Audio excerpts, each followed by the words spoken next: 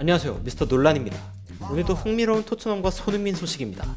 손흥민의 이적을 외치는 팬들과 또 지켜보자는 팬들은 사실상 손흥민 선수가 최고의 결과를 거두길 바라는 같은 마음일 텐데요.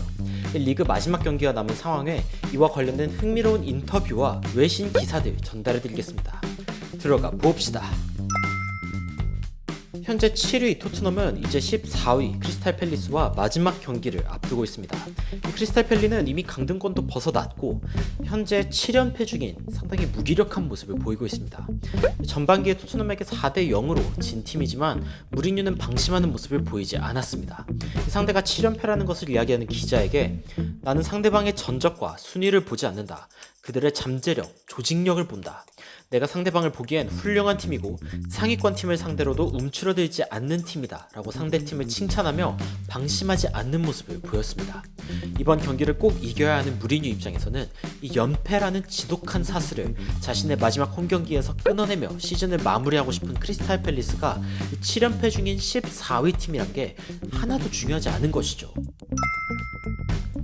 많은 사람들이 토트넘 이번 시즌에 2억 파운드에 엄청난 손해를 본 상황인데 선수를 팔 수밖에 없지 않냐? 이런 예측을 하면서 어쩌면 그들의 스타 선수인 해리 케인과 손흥민의 이적을 조심스럽게 예측하기도 했습니다.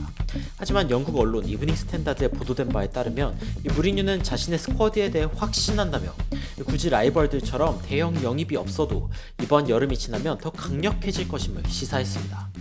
토트넘의 이적에 관한 질문을 받은 무리뉴는 다음 주 월요일부터 열리는 이적 시장에 대해 월요일에 새로운 선수, 물론 훌륭한 소식이겠지만 그냥 이적 시장 오픈일 뿐이다. 우리는 옳은 방향으로 침착하고 조직력 있게 결단을 내리고 있다. 라는 코멘트를 남겼습니다. 우리가 지목한 타겟들은 우리가 노릴 수 있는 타겟이다. 내부적으로도 충돌이 없으며 클럽이 살 수 없는 선수를 데려오려고 하지도 않는 균형 잡힌 상황이다. 현재도 지속적으로 보도되는 김민재에 대한 얘기가 단순히 아시아 시장에 유망주를 통한 장사를 하려는 레비의 결정이 아닌 무리뉴와 합의된 영입 결정임을 살펴볼 수 있는 부분이기도 합니다. 무리뉴는 인터뷰에 에릭 다이어를 언급하며 그를 대체할 정도의 선수를 데려올 것도 아니라는 그런 얘기를 하기도 했습니다. 의미심장하죠.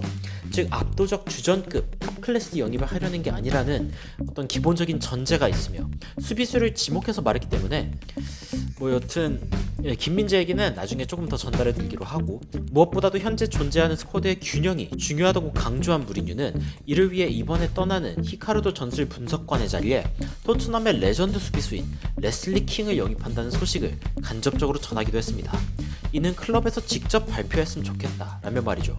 그는 이러한 자신의 결정에 대해 다른 곳에서 굳이 누굴 힘들게 데려오는 것보다 이미 이 지역에 존재하는 재능을 발전시키는 것이 좋고 토트넘의 역사와 관련된 사람일 것이다 라는 이야기를 남기면서 토트넘 팬들의 환호를 이끌어냈습니다. 현재 토트넘 팬들이 가장 기뻐하는 소식이기도 합니다. 실제로 무리뉴는 레슬리 킹이 수비수를 지도하는 모습을 보고 상당히 마음에 들어했다는 후문이 돌기도 했습니다. 그 다음은 손흥민인데요. 우리의 목적은 우리의 경이로운 선수들과 우리 팀의 구조를 제공해주고 발전시키는 선수들을 지키는 것이다. 무리뉴의 이런 말은 기본적으로 기회만 나면 이적설이 도는 케인과 손흥민을 겨냥한 말입니다.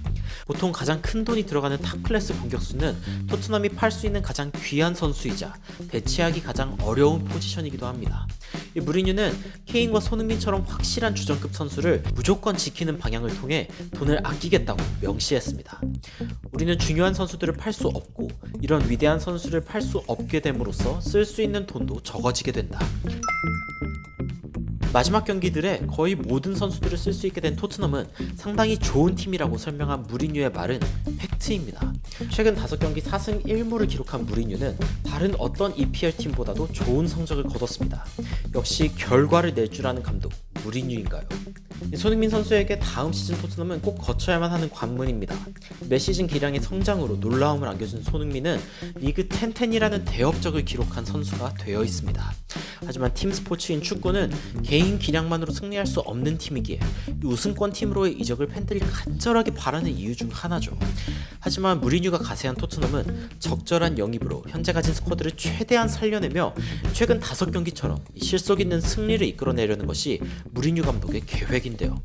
사실 최근 연이은 대형 영입으로 주목받는 첼시는 지에으, 베르너에 이어 카이 하베르츠까지 사실상 첼시에 영입된 것으로 보이지만 이번 시즌 놀라운 모습을 보여준 첼시의 유망주들 마운트, 태미 에이브러햄 등의 자리와 겹치게 되면서 사실 난감한 상황이 일어날 수도 있거든요.